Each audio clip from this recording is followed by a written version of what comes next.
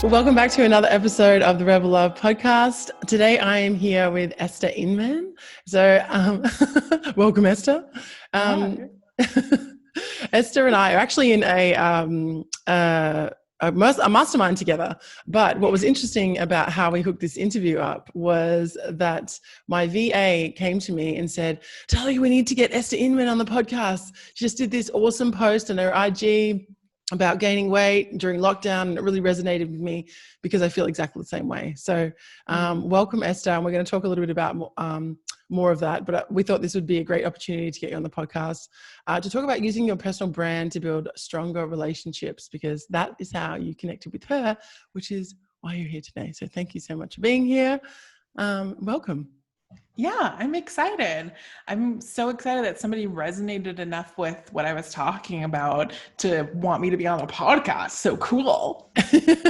Well, we were actually going to get you on anyway, but we decided to kind of put a different spin on what we were going to talk about. So so tell us a little bit about yourself. Let me just tell everyone. So Esther currently runs and works 100% online, running her company that helps people become VAs. So through her popular course, 90-Day VA. So maybe you could tell us a little bit about what a VA is and a little bit about how you earn money online.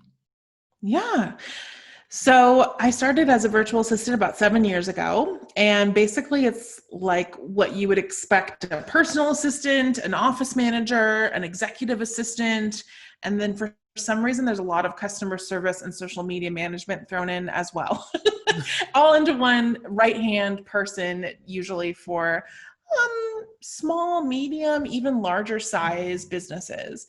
And I always like to describe it as, imagine that somebody invented, I always grab a pen because that's what's always near me, invented a pen. They know all about this pen. They're helping to get the pen manufactured. They might be working a little bit on the marketing of the pen because they know so much about the pen, but that doesn't mean they know how to do the finances, how to do the social media part of it, how to market it really that well. There's so many other pieces that happen in a business besides just the person who invented the pen. And so that pen inventor will hire someone to help them execute all the other things that need to happen in a business.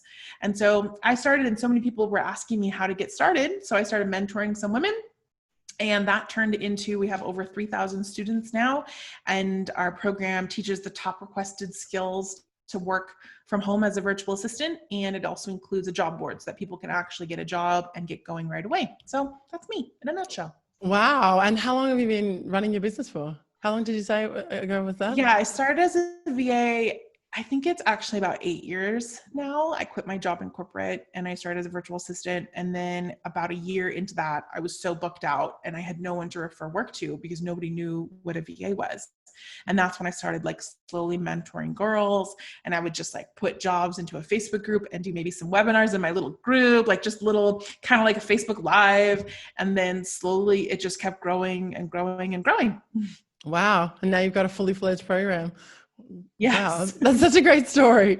Oh my gosh. So also I want to mention that you also have a 10-year-old son. You have a dog. Well, you did have a dog. And yeah, we still have a dog. He's just stuck in Bali because we're in the middle of a pandemic. I know. And I was just going to say, you were living the kind of digital nomad lifestyle with your son and your husband. Yes. So tell us a little bit about what happened there, because I know that's very sad. Well, yeah. So let's see. A couple of years ago, my husband got out of the military. I was a military spouse. That's why I needed something that was from home. I was a mom and a military spouse. We can't get jobs. It was awful. So I started working from home. And he got out of the military and he was having a lot of really serious mental health issues. And so we actually separated and we're planning to get divorced for a year. And during that year, I had the opportunity to move to Bali, and my son and I were kind of already living out of suitcases, and we had been traveling around America, seeing some family, but then also just doing fun stuff because we could. And I worked from home and I was homeschooling him. I was like, I guess we'll just use this as a good opportunity, even though my marriage and my life is falling apart. And then the opportunity to go to Bali came up.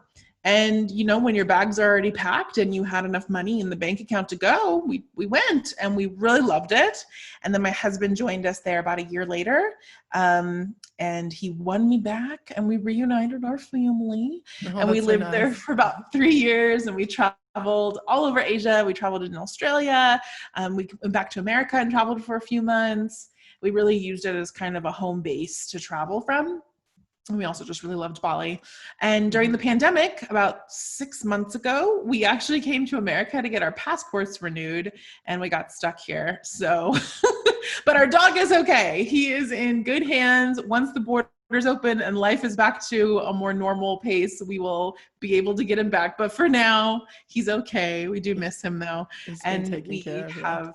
Yeah, we've resettled in Asheville, North Carolina, which is a cool little mountain town. We traded the beaches for the mountains in North Carolina back in America. Yeah, your son's had a pretty amazing life so far. He's only 10, right? And he's traveling the world. He filled out his passport. That's why we had to come here, because he had no more pages left. Oh my gosh, that is so cool. He's only 10. What a great story. Gosh, he's a citizen of the world. I know. And we feel like it was just the beginning. We still we didn't get to do all the traveling we wanted. Like, we hadn't planned to leave Bali yet. So we still want to go do some time in Japan. I could totally see him studying abroad. Me and my husband both lived in Europe, and we'd love to take him to Europe for 3 to 6 months and just go all around. So that was just the beginning of our story. I love that. That's exactly the kind of family lifestyle I want to have. Travel the world. Anybody can do it. Yeah, I know. And here's the thing too. I know somebody else who has 5 children and travels the world. So yes, I'm like, I love it. If someone is listening and like, well, I can't do that, I have more than one child. It's possible. Yep. I know lots of people who do too. Yep. Yeah. Although I think the logistics would be a bit more hardcore. It was a lot even with just one. I can't imagine with 5, but they do it. I bet. Okay, so I'm just having a look at some other questions, because I know we're covering a bit here. So so let's move on to, with all of this going on, with all this traveling, how are you actually able to run your business and maintain that family lifestyle, especially while you were traveling? Like, I know it's a little bit more stable now because we're all locked at home because of COVID. But when you weren't, how were you able to get so much done and travel around? Yeah. So one of the reasons that I moved to Bali was because I was a single mom and didn't think I was going to get back together with my husband. And I knew that if I lived in Asia, I would be able to afford help, because the US dollar goes really far there. And so I was able to employ somebody full-time to work for me. And she cleaned the house, she ran errands, she got groceries, she meal prepped for my son. She would take him to school, pick him up, hang out with him in the afternoons, a couple afternoons. And I could also just schedule my work kind of around that schedule.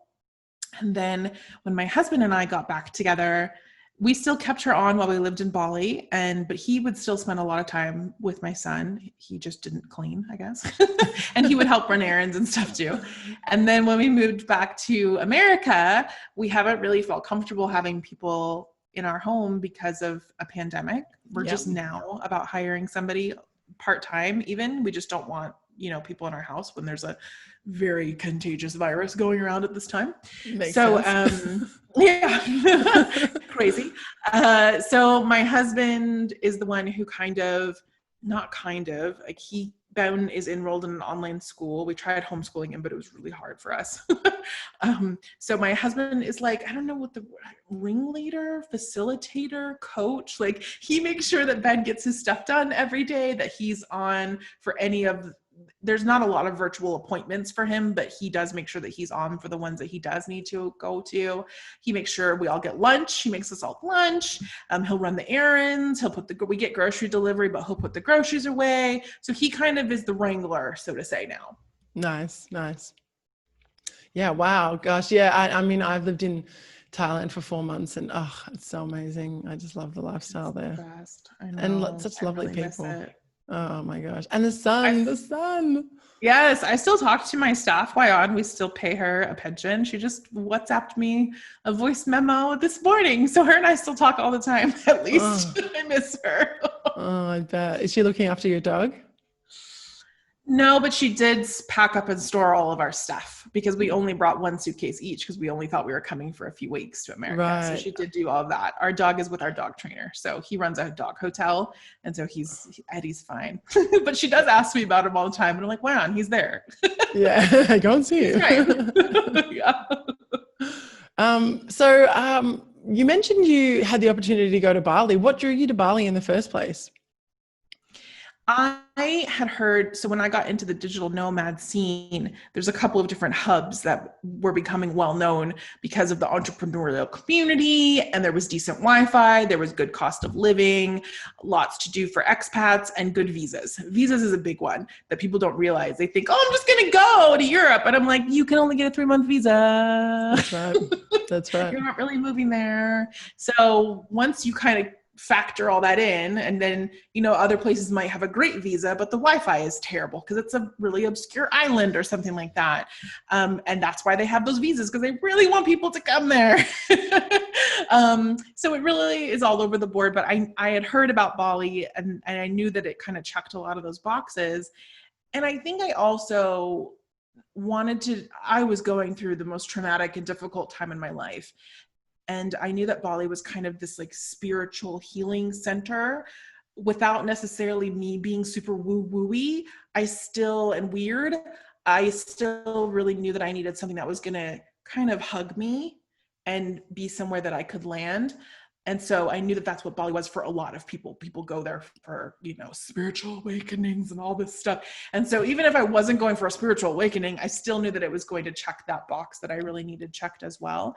And I knew that they loved kids, and I knew that they loved foreigners, and not everywhere does.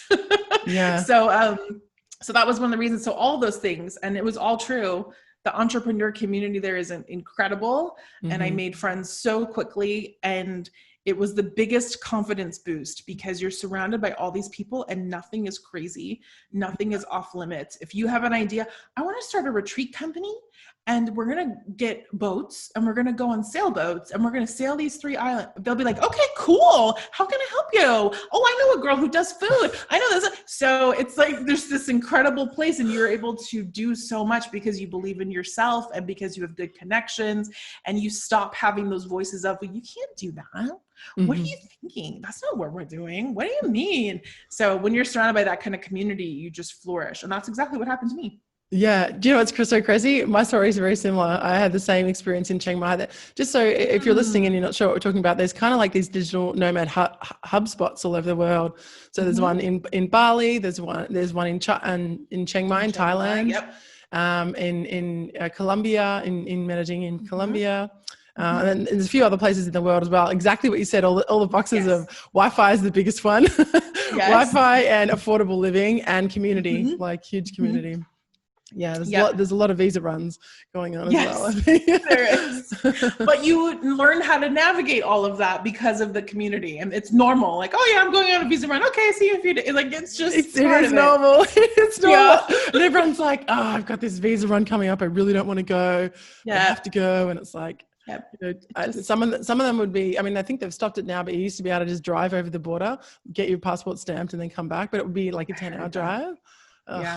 They stopped doing that in Thailand. They changed the law. Good to fly out. But that's all right. It's kind of nice to fly out. People figure it out, obviously. That's right. Yeah. Okay, so let's talk about the famous Instagram story that drew you to us. Or Cindy, by the way, is the name of my VA. She said she gained a lot of weight during lockdown, so she really connected with your story that day. I didn't actually see the story, so I want to have a little bit of a chat about that. But I think at the time that, you know, we were in the thick of the pandemic. Like, I know this sounds really weird, but we're all kind of getting used to the pandemic now, which is not a great place to be. But at the, you know, at the start, we were all like, oh my God, you know, and, you know, I mean, I think it's a different kind of heaviness now, which we were just talking about before this. But you mentioned, you mentioned a few things. And I just wanted to ask, first of all, what kind of response did you get from that story that day? Do you want me to tell a little more about what I had talked about? Yeah, please do. Okay, so the story was basically I was crying because the clothes that I had brought with me from Bali. Ooh, sorry. My finger's supposed to be off. The clothes that I had brought with me from Bali, only a week's worth of clothes here. At this point, I think I had bought a few more t-shirts and pants, but like we didn't have a lot because we still, I think, thought that we would hopefully be going home. We were living in an Airbnb. It was temporary. We thought this would blow over soon. And all of those clothes they were feeling too small.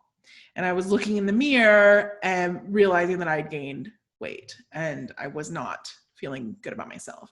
And it's funny talking about it again now, because now everybody's having the same thing, because summer is over at the time of this recording. And I've seen all these people trying to make funny memes about putting their fall pants on and how they don't fit. And now they got to wear winter clothes and none of their winter clothes fit. And, I can kind of giggle at it, but it was horrible. Like I felt so awful. But the reason I shared was because I wanted everybody to know that other people are feeling this too. But I also wanted to share, hi, we're going through an extremely traumatic event. And all of the posts and crap that were out there about like, don't gain weight during quarantine and here's how to stay healthy. It was a joke. It was like, are you kidding me? I'm like barely keeping it together. I barely got out of bed today. I'm not getting on the treadmill. Get out of here. And I'm just going to buy new pants, Yeah, totally. Yeah. And so I don't think a lot of people, I don't dislike sharing about my kind of journey with my weight and kind of self-acceptance, not a weight loss journey. I mean a self-acceptance around my body journey. I don't share a lot about it because it's not really a huge part of my brand, but I also try not to shy away from it because every time I do, to answer your question, I get such good feedback. And I think that at least I want to share what you see on social media and in videos is a very small part of what's really going on. And so it's not fair to show, here I am on my photo shoot day where I'm all nipped and tucked and I'm wearing the perfect clothes and I got the makeup and the lighting and I know how to pose and like, that's not fair. It's not reality to people. So I always, at least if I'm not going to share all about like my self-acceptance journey, I'll do little snippets here and there, but it's more because I want people to see that I'm not perfect. Nobody's perfect. We're all just trying to get through it. And honestly, none of it really matters. Yeah. Like none of this matters. What really matters is all this other stuff that I talk about. Mm-hmm, mm-hmm. Yeah. Wow. It's so true. It's so true, isn't it? Yeah. You see all these perfect, I know sometimes I see Instagram models and I'm just like, how many times did you have to pose to get that, to get that shot? And oh my gosh. So living in Bali, everybody's an influencer and there's all these Instagram models, literally everyone. And so it was really, really normal to see people. And that is where I learned. That's where I learned how they're posing, what they're wearing, how much makeup they wear, and then how much editing goes into it. A lot of the people that you see, I didn't realize they have terrible skin. Like their skin will be all broken out all the time. Like they actually have an acne issue. Fine, lots of people do, but nobody would know because on Instagram, all their photos look amazing. Yeah, because they use so much makeup, which perpetuates their skin condition. Yeah, I think so. That's what I would imagine. Mm-hmm. Yeah, so there's this Instagram model that I follow and she's got not great skin and she's really honest about it. She'll do like, she'll have a filter on and then she'll be like, and she'll talk about, I'm feeling really insecure about it. And then she'll show a picture of her with no makeup on and like, quite inflamed acne. Yeah, and it's really like, and then she's new. Yeah, and then she started this before. It's so great. And then she started this skin support group because she's like, it's funny because I used to have acne, so I actually know how much it is a blow to your self-esteem. And I was like, wow, good for you sharing. And I was like, she just does the support group for free. Like, whoever wants to come and just express, I don't know how you feel. Let's just talk about it. And I'm like, yeah, she's really sweet. She's really genuine, I think. I mean, I feel I feel like that's the currency now. Genuine. What was that? That's the currency now, people being genuine. Agreed. And I think weight is another one too. So filling your feed with people who look real and look like actual human beings is way better for your psyche, because then when you've gained some weight and your pants don't fit in the wintertime or whatever, you're like, well, it doesn't fit any of these girls either because we're all going through this together, because I have authentic people I'm following on social media and that are in my life personally as well. It makes a really big difference because otherwise we're trying to go after these things that are unattainable. Mm-hmm. Yeah, totally. And then we're like chasing these things that aren't real or unimportant. Yeah, I totally agree. So just quickly, while we're on that, You mentioned specifically in your story, Cindy said, gratitude and acceptance. So how important are these elements in having the courage to show up? Because I'm sure you get, for every great message you get, I'm sure you get like a not so great message as well. So I actually don't get a ton of bad ones. oh, that's cool. Wow. No, if I do, then my team probably reads them and deletes them before I can look at them. Oh, that's good. That's good. That's yeah, useful VA task there. Yes. The question was, how do I handle them? Yeah. Yeah. How do you handle people when you get, when you're being vulnerable and then people just shoot you down? Because I know the more followers you have, the more, everyone's got their opinion. Oh yeah, everybody does have an opinion. I like to delete things a lot, so I don't even respond. And Instagram has a new feature where you can just like double tap and heart. So if somebody's like trying to give you, oh, you know what? Like I was sharing about my skin or something recently. I started getting these cysts on my chin, and from hormones, and it's really hard for me because I've never had this before, and there's nothing you can really do about it. And so a lot of people are like, oh, you should try this, you should try this, you should try. None of that's going to really help, and I've already tried half of it. So I don't want to keep saying that, so I'll just kind of like and move on. Like if someone's trying genuinely to be helpful, otherwise I just delete and block people. There's a lot of power in being able to just delete, unfollow, like remove that stuff.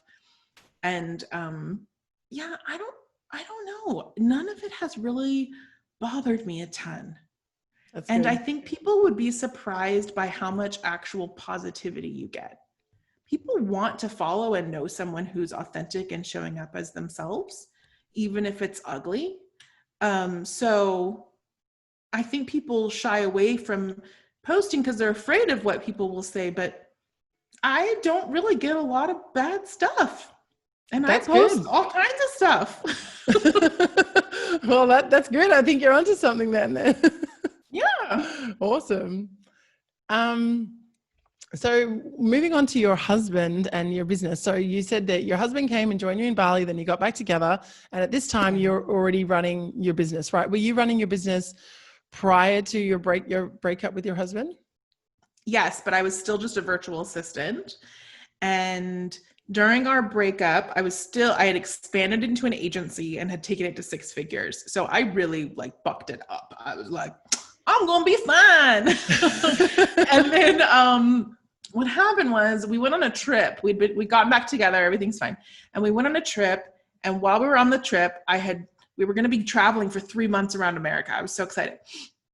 And I had dropped down to just one client because he was paying me a pretty good amount of money. So I was like, cool, we'll live off of this. I even hired an au pair to come with us so that she could keep Ben up on school while we traveled. And it would take the pressure off of me and my husband, because schooling your kid is a lot. Yeah. As a lot of people know now. So I even hired an au pair, and we were like, she was a friend of mine, but it was still, I had to pay her and all of our accommodations and flights. And literally the first week into a 3-month trip around New England and Florida, he let me go. And so I freaked out, and my friend, she was kind of VAing for me as well. She says, Esther, you have this amazing program. You have all these people who follow you. Like, why don't you, I think you could live off of this. Like, you could do this. And I didn't believe in myself. But I tried, and I did it anyway. And I ended up making more than what we needed. I replaced the guy who had let me go. I replaced the income that he'd been paying me and some. And I was able to, we were fine. And so that was the biggest lesson to me. And that was when I realized, like, oh, maybe this is a thing. Maybe I can do my own course. And so that's kind of when things started to change. And I eventually closed my agency and eventually just focused on the courses. Nice.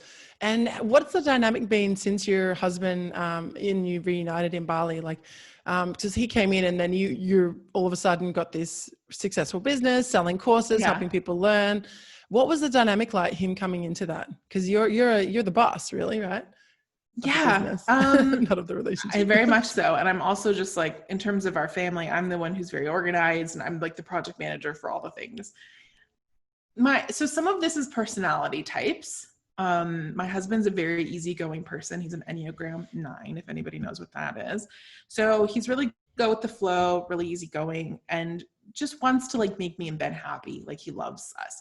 So some of that's going to be a personality match. Not everybody has a spouse that can jump into that kind of role. And I think that it's important for women who are, I hear this, like, I'm going to retire my husband. I'm like, well, does he want to be retired? Like, does he want to be the home guy?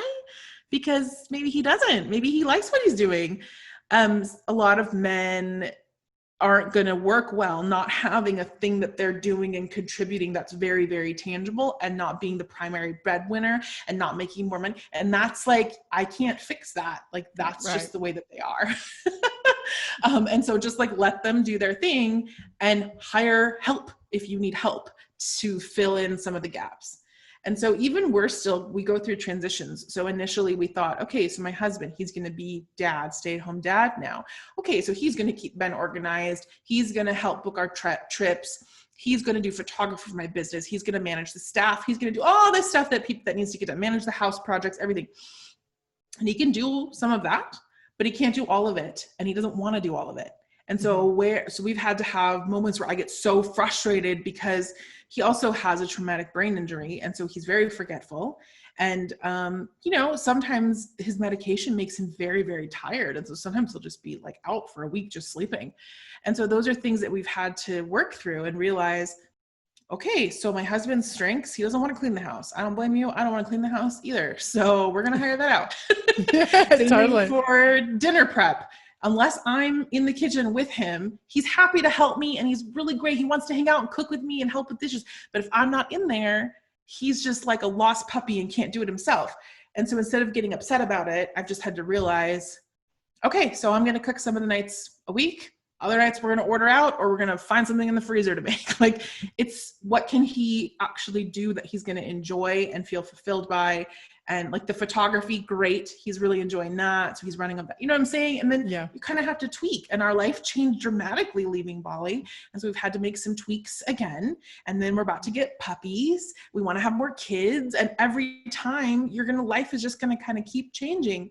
I will say that my husband is like something that something that people in general don't give enough credit for is that my husband is an incredible father. He homeschools Ben and then spends all this time with him. They just play video games together. So it's not like he's taking him to the park, although some dads do that. And I'm sure sometimes he will, but he just does things that my son enjoys to do. And during quarantine, that is priceless. Totally. Ben is an only child and he has nobody else to hang out with. And so his dad sits upstairs and plays games with him that he hates playing. My husband doesn't like them. It's awful. He hates it the whole time.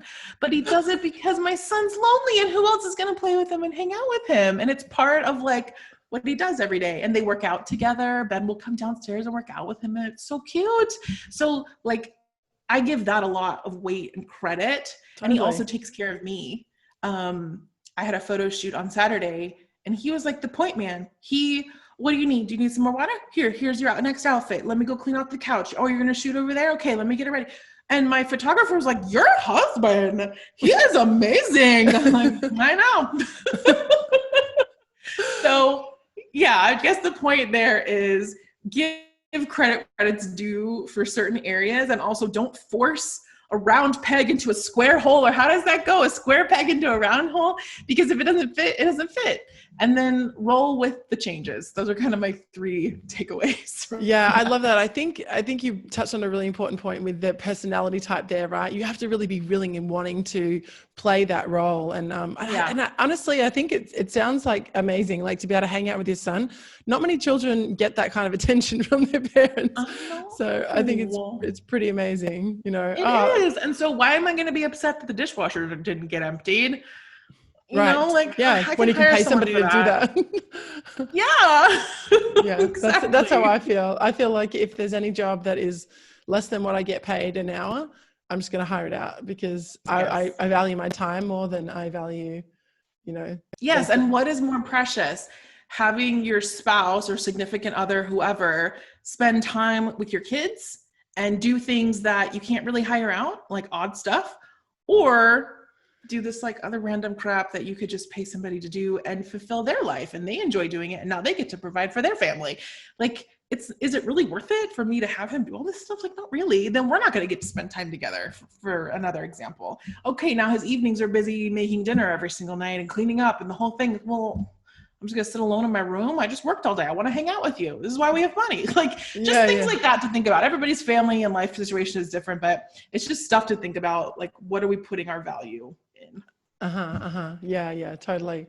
Yeah, I bet that would have taken a bit of navigation though, like adjusting as well with you kind of being the main breadwinner. It would have been like, oh, okay, like, you know, the adjustment period of finding your role in that. So I use. Oh yeah. He's shared with me before that it was really hard in the beginning, and sometimes it is still hard because he doesn't feel like, so he's retired technically from the military. He has a full like pension, but he still feels like he's not really contributing. And I can't imagine how he would feel if he didn't get that pension. Even he would just feel like the worst, like just a lazy bum. So at least he gets that. And so he feels like, I'm retired technically, like I did my thing in the military, I'm good. But it's still hard because his friends have gone on to get degrees and they go and get these jobs and they do all this stuff. And we just have different priorities in our life, and that hasn't been something that he's wanted to pursue yet. Maybe in the future he will. And it just didn't work for our family. We were busy traveling the world. You know what I mean? Maybe we can do that later. But for me, I've tried to pull away. I don't like, none of that matters. Yeah. Even my degree doesn't matter. Like none of that matters. That's how I kind of feel. Yeah. I know. But like for men, I find that it's harder. Yeah. I kind of think like, why, like what's the reason? Like if you really want to do it, like if you wanted to be a doctor or something, or you like really wanted to study, but otherwise are you doing it for the piece of paper or for the status? Or like, to me, it doesn't make sense. Like, I don't know why but people do it for like this ego. It makes them feel good. And I say, you're not going to think that when you have a full course load and it's midnight and you're working on a paper, you're gonna be like, what am I doing this for? Right. I just want to hang out with my son. Which I could have done, you know, and I think so much of it's mental, isn't it? That ego, like really letting go all of the things that you've attached to it that society says you should or shouldn't do. It's like, well, no, they shouldn't. You should do whatever works for you and your family, I think. Yeah. And with your health, like we have to be very realistic. He has a mental health thing. So 1 week every month at a minimum, he's out.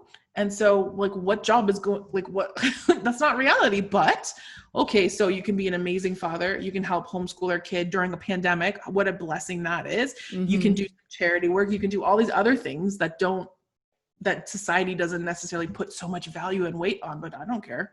You don't care. So like your family gets to decide what is important to you. I think to me, they're much more valuable things anyway, personally. Yeah. But okay.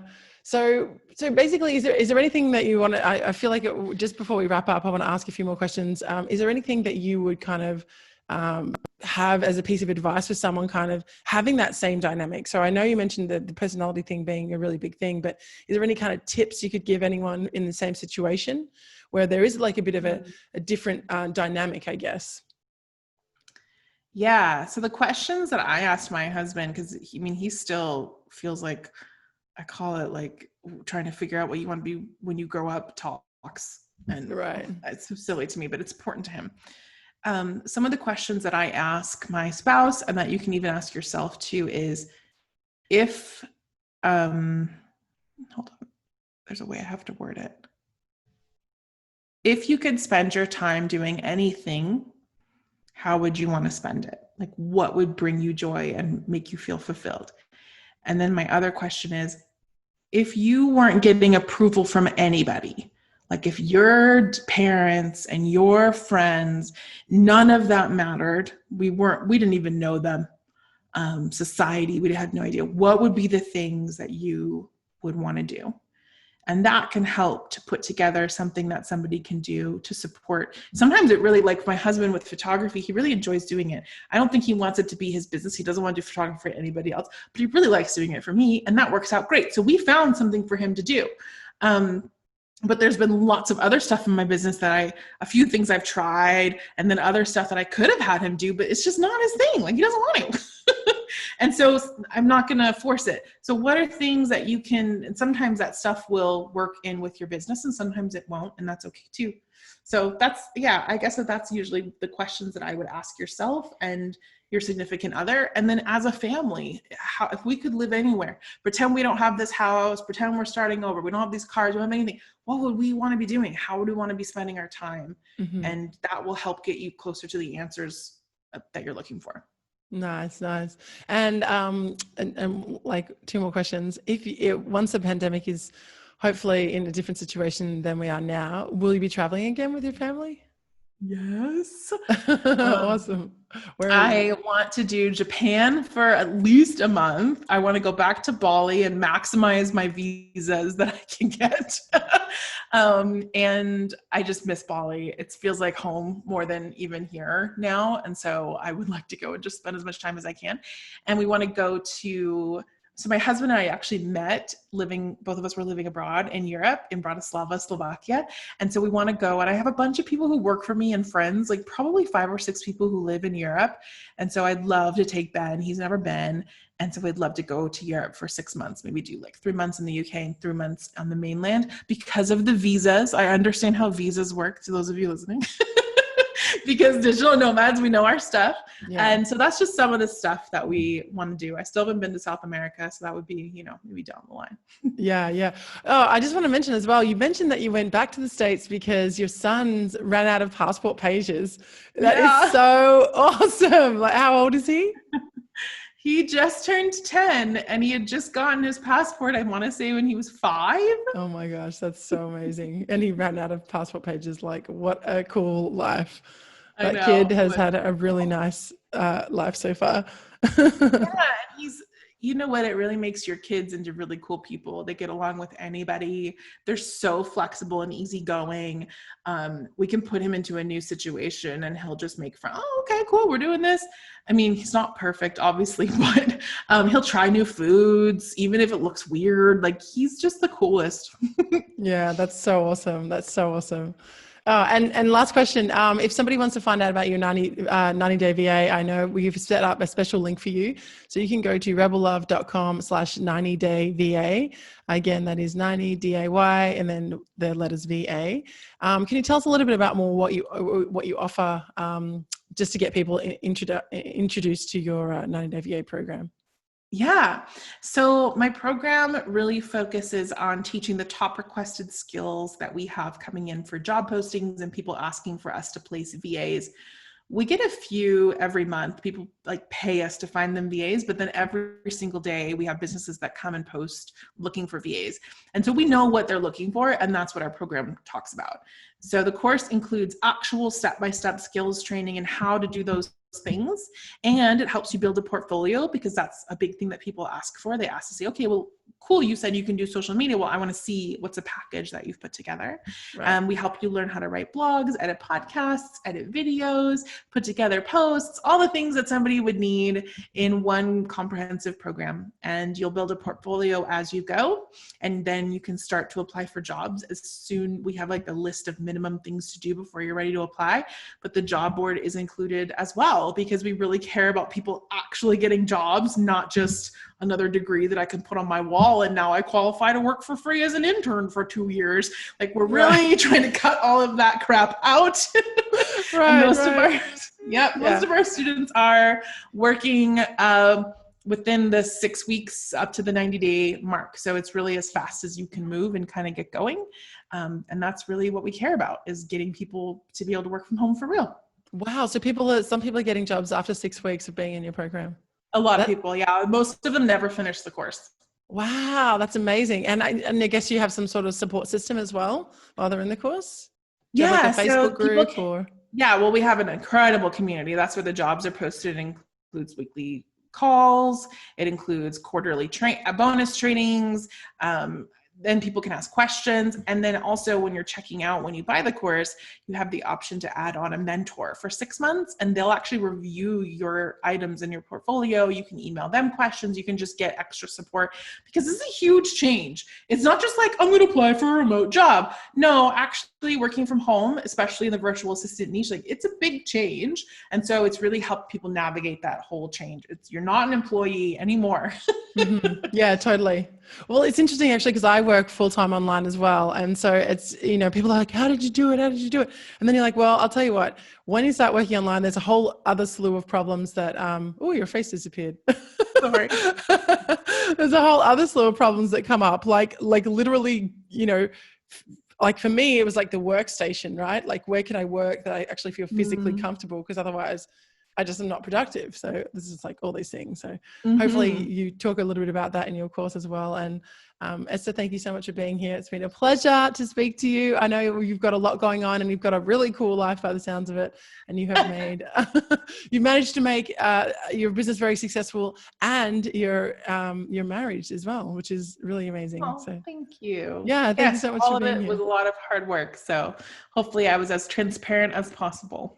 Yeah, well, yeah, I mean, it's not easy really, but yeah, thank you for pointing that out. And if people want to get in touch with you, they can get in touch with you through my link. So I'll pop your email there or your contact details there. And is there anything else that you wanted to say? No, that's it. Thank you so much for having me. I always like to end on just success is what you determine it to be. So if it's traveling the world, great, but it might not be. Maybe it's that you just want to be able to work from home and make a full-time income. Maybe it's that you want to work on Mondays and Tuesdays because that's when your kids are with their dad or your ex. And so you want to be able to stay home with your kids. There's so many different reasons to make lifestyle changes.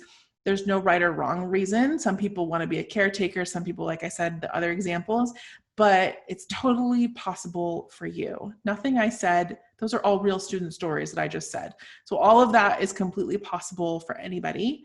So you get to determine how you want success to look like in your life. It doesn't matter what you see on social media or what your parents tell you. And so figure out what that is, and then never give up until you actually achieve it. That is perfect. Thank you so much.